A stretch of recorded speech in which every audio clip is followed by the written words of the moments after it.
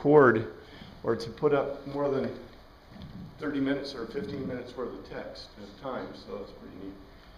Anyway, we're going to do the Telos of the Telos, the Son of Telos.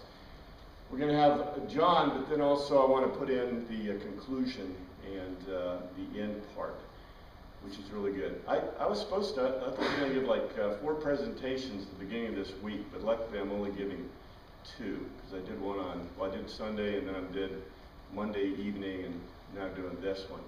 So it's pretty good. I was supposed to do another one this evening, but I think I got out of that. In any case, it's a good thing I didn't record the other one because I had a couple of glasses of wine. Probably made it worse. It wasn't the Gospels. So.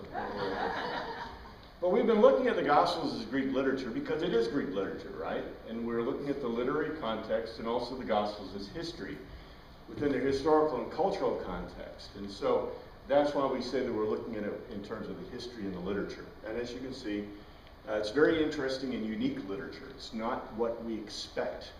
John equally is not what we expect. And that's where we are with the Telos of John and the Tellic comparison. And that's what I want to do at the end is get all of it together so you can see how the Telos of all 4 documents are the same or different, you know, within the conclusions that we've made. So, we know this is Greek literature. The Greek language, I can't skip the Greek language words of the day at all with this because we've got to talk about ego imi. Ego imi, let go of my ego. Ego imi is the most important thing that you find in the Gospel of John. It's a statement in Greek that says I am. And you say, well, what about I am? Well, we'll find out about I am. The next part is semeion, which is sign. A semeion is a sign, and I'm going to explain that specifically, and then we know what the telos is, but specifically, what is ego imi? In English, we say I am all the time. I am this, I am that, I am doing the other thing. But in certain languages, and mostly ancient languages, that is an unavailable construction. It's an unused construction. You can guess, for example, in Hebrew, what is the I am in Hebrew? God. God. Well, so how often do you think people use the term I am in Hebrew? Yeah, never. Greek is very similar. Now, Greek is a euphemistic language where Hebrew is a very euphemistic language, where Greek is a very concrete language and geometrically based language. But they're both Oriental type languages. And what does that mean? What is the most notable thing about the Orient, about the Oriental cultures? Is an Oriental person likely to come up to you and say, you have bad breath? Why? Polite. Because it's impolite, right? In Oriental cultures, you tend to see the very huge facade of the culture to hide, you know, things that are not necessarily the prettiest, right? So you see a lot of, you know, you got a lot of bowing and you know what I'm talking about. In general, that's what you find in Oriental cultures. And one of the big tellers, one of the big determinants in an Oriental culture, especially linguistically, is the lack of the use of I am. They don't use I am. It is considered impolite. Why? Well, let's talk about this for a second. I am, you know, the I is a first person pronoun. So you're drawing attention to you. And I and am is a specific singular present indicative. Means you're basically expressing a reality in existence. So when I say I am, what am I doing?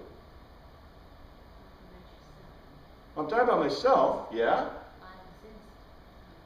Now, if I'm standing here, do I exist? Yeah. Then why do I need to tell you I am? Do you see this? This is really important. The only reason I would say, for example, I am a man, is if you had a question, right?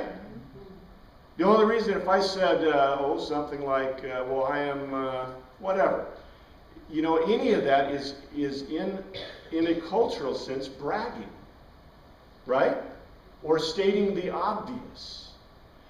So in a polite culture, in a culture that's based in an Oriental type politeness or this type of cultural thought, the use of I am is considered very impolite, very improper, unless you are stating something that is not specifically obvious or something that is absolutely true. And that's the other side of this coin. The first person indicative in Greek means in absolute. So if I make a statement, for example, I am king, then what am I saying in Greek? I'm literally a king, you see? And for me to make that statement is what? It's an odd thing. It's not normative. You're either a nut, you're either a crazy person. First of all, you're a crazy person for saying I am. If you're a king, it's evident that you're a king, right? You're wearing a crown and you got kingly clothes on. You see what I'm saying? So within a cultural context of Greeks, this is not an expression that's used. You do not find this in Greek literature. You do not find this in Greek expression. You do not find this used in ancient Greek. It is not used. It's just like Hebrew in saying I am.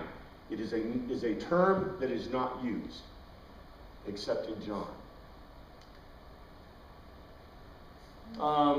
Let's see, do I have any good examples here? Yeah, these are some examples.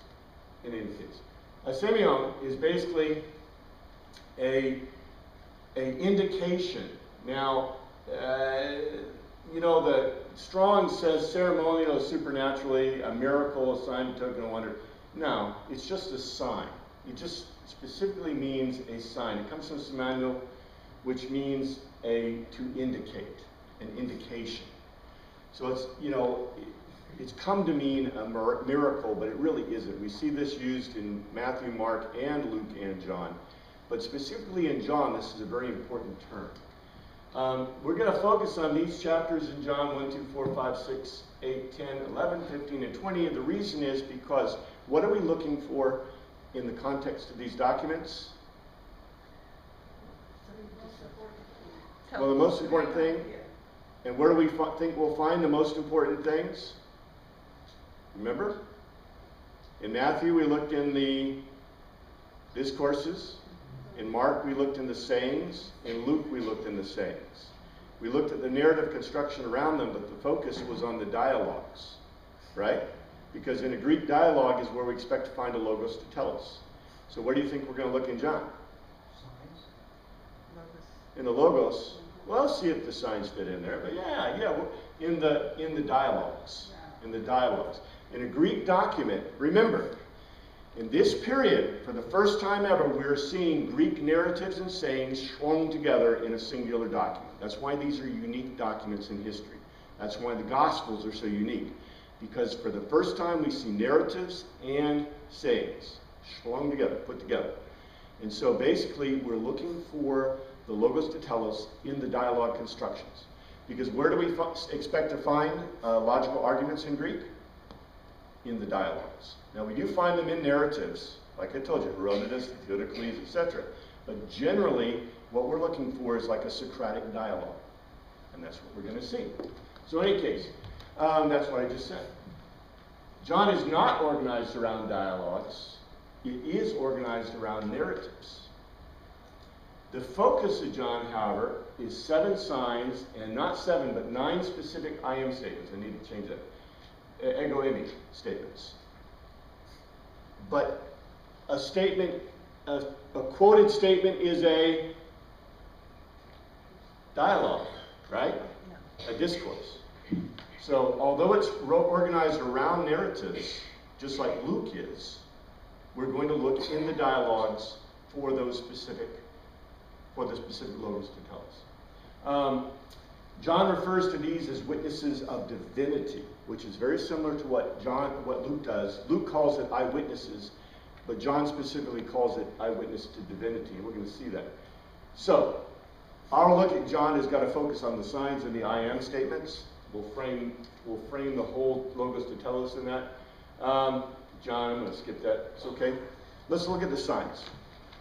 Let's start at the beginning, the very beginning. Remember, in each document, what I did, if you didn't notice, is when we looked at Matthew, Mark, and Luke, we looked first at the very beginning of the document, and we looked at the very end of the document, because we were looking for a standard English construction, which would have an introduction and a conclusion, right? So let's see what kind of, what we have within these.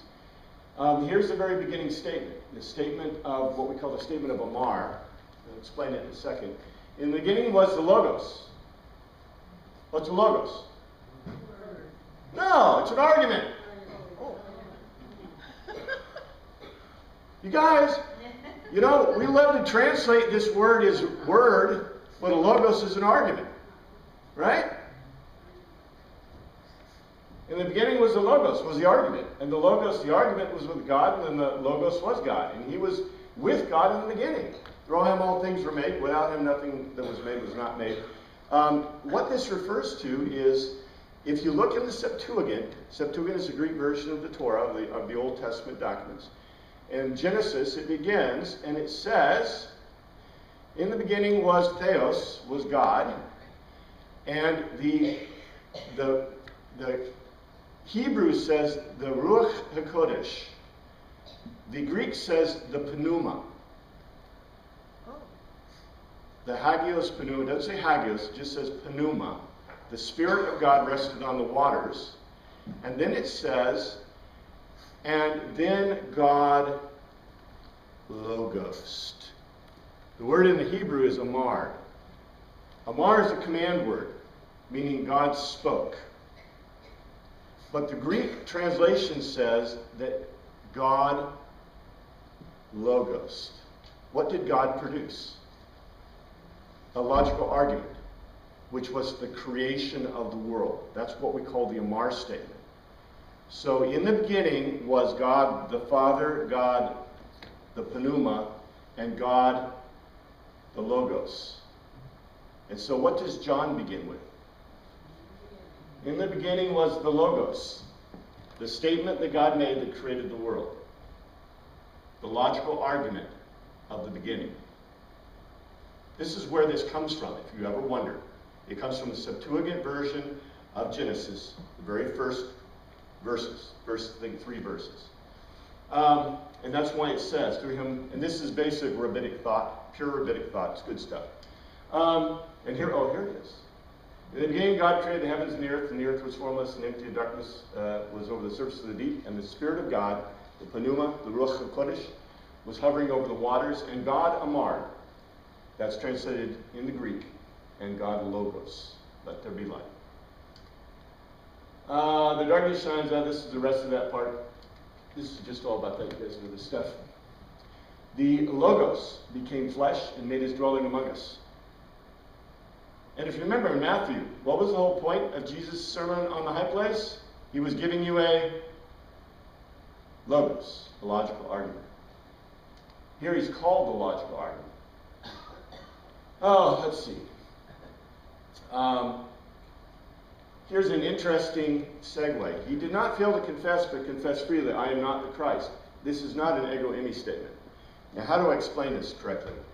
In Greek, instead of saying I am, there's all kinds of euphemistic ways to say I am without saying I am. They do not use ego eimi statements. So many times when you're looking in the Gospels and you see a statement that says I am, it's not necessarily ego eimi.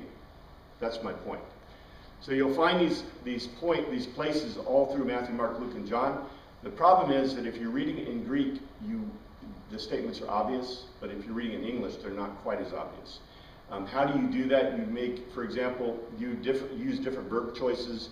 For example, you might use the personal pronoun, but with a different verb use, or you might use a different verb, or you might use am, eimi, less likely, with without a pronoun. So there's just ways of doing that in the Greek. But generally, there are euphemistic ways of doing it, and Greek is really good at doing that. In any case, let's see. What I want to get to is, this is just all the introduction. And this is the first words of Christ. They said, Rabbi, which means teacher, where are you staying? Come, he replied, and you will see. So they went and saw where he was staying. And so, you basically see, remember at the beginning, the statements of Christ were very critical within the writing context. Here, the statements of Christ are not as important because what's the context? The narrative is the context, right? Just like Luke. And so that's why I wanted to point this out to you, because you see less, it's just kind of I don't know, bookkeeping, where do you live? Type thing. So where I want to really go is, so we have time.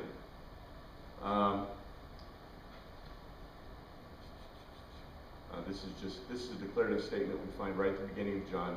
Nathanael declared, Rabbi, you are the Son of God, you are the King of Israel. Jesus said, you believe because I told you. I say the fig tree, etc., etc. I tell you the truth, you shall see the heaven open, the angels of God descending and ascending on the Son of Man. These are declarative statements right at the beginning of John. That's just the point.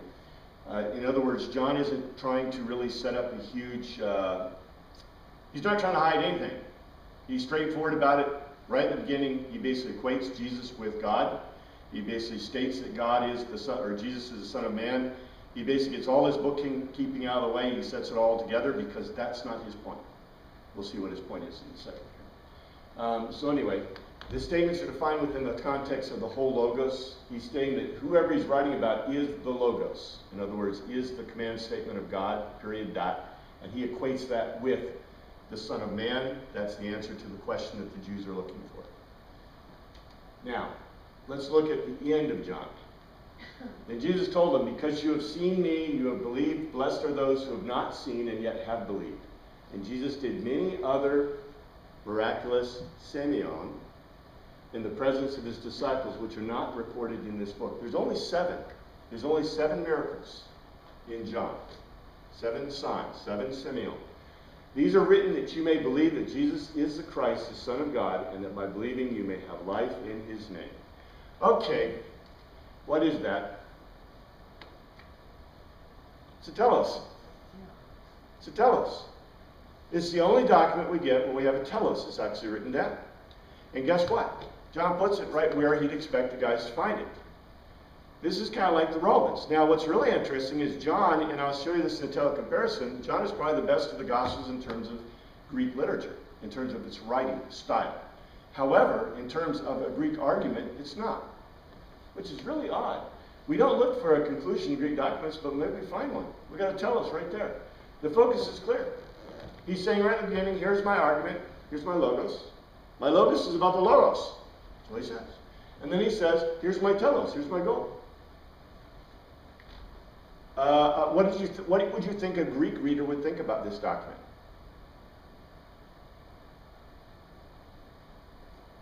Wouldn't be very happy, right? This isn't the Greek style. What kind of style is this?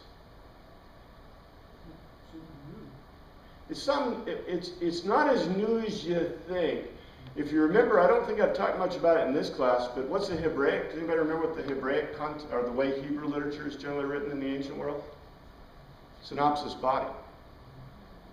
So what does this look like? Looks like synopsis body. Looks like Hebrew literature, doesn't it?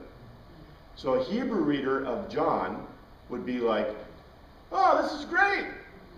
Where a Greek reader would be like, yeah, he told us what he was telling us. You don't do that. See? Makes us happy, but doesn't know it, because English is intro, body, conclusion. So for an English reader, this is good stuff.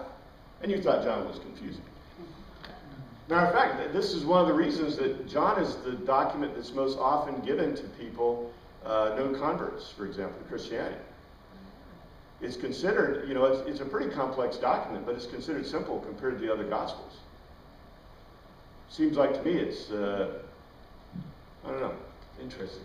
So what is John's argument? You have the statement of Telos, and you got, so Jesus did many other miraculous signs, sending on the presence of disciples, which are not recorded in this book, but these are written that you may believe. So what are these miracles or signs? The first sign. On the third day, a wedding took place at Cana in Galilee, and Jesus' mother was there. Jesus and his disciples had been invited to the wedding. When the wine was gone, his mother said, hey, there's no more wine. And so Jesus made a whole bunch of wine. Now, I love this guy. He made equivalent of about 650 bottles of good wine. This is the guy I want to go to his party. They didn't have tobacco in those days. I think he's handing out cigars too, you know. So in the modern time. So anyway, this is great stuff. Look what it says in 11. This is the first of his miraculous semeion. Jesus performed at Cana in Galilee. He thus revealed his glory, and his disciples put their faith in him. So the first sign. Do you see what that is? It's a proof text. In other words, John at the beginning said, I'm going to talk about the Logos, the command word of God, the creator of the heavens and earth. And then what's he going to do? He's going to prove. That's what the semeion are all about. That's what the signs are about. That's why there's only 7. Now you can take from 7. Why would there be 7? Perfect number. The Jewish perfect number. What did the Greeks think about 7? It's the number after 6 and then before 8. See?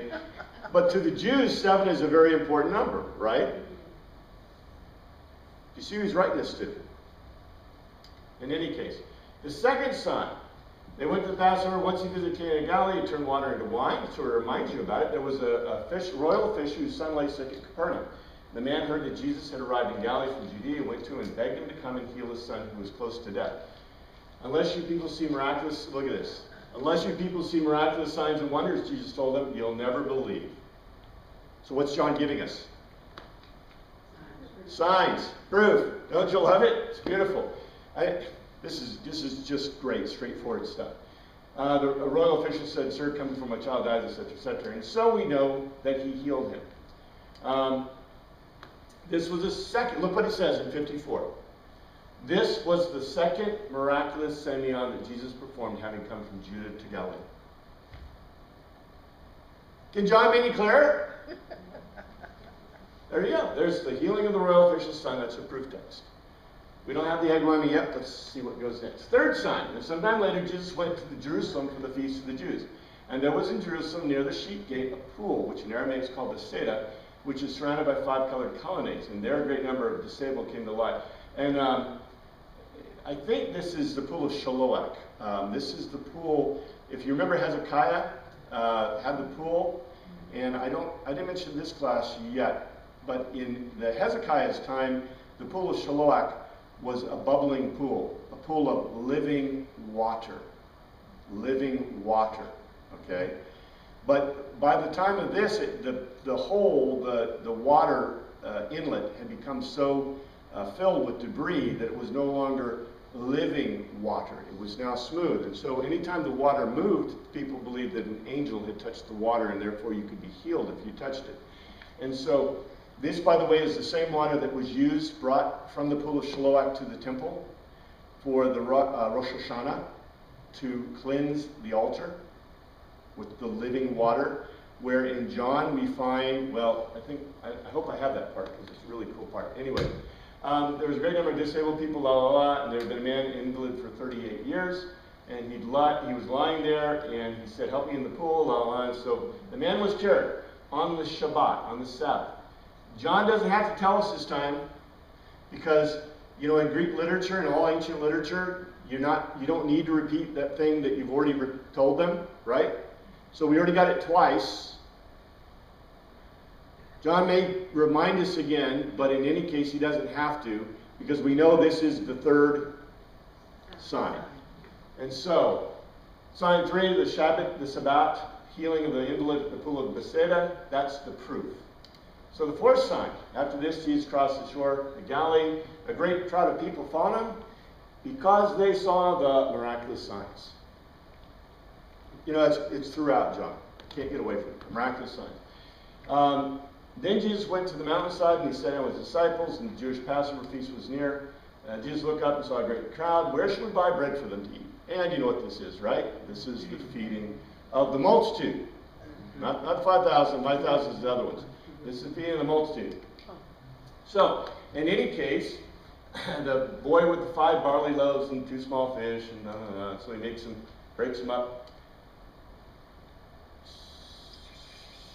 And the people, after the people saw the miraculous sign that Jesus did, they began to say, surely this is the prophet who is to come into the world. There's our conclusion, right?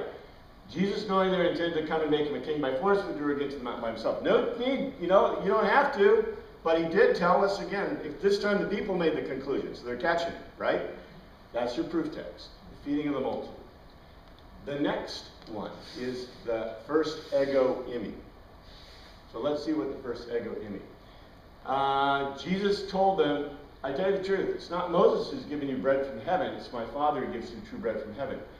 For the bread from God comes down from heaven and gives life to the world. They said, from now on, give us this bread.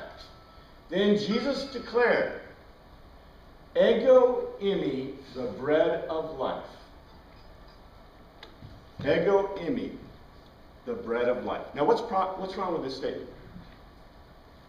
I am What's wrong with I am, the bread of life? God. Well, by saying I am, He says in a Jewish context, he just claimed to be God. That's one problem, but that's not the true problem with the Greek. The problem with the Greek is he just called himself what? Bread. Well, let's put it this way. Let me see if I can put it in context. Okay, if you're doing German, and remember old JFK. JFK and Mr. Clinton did the same little faux pas. Mr. JFK went to Berlin and he said, Ich bin ein Berliner. He called himself a jelly donut.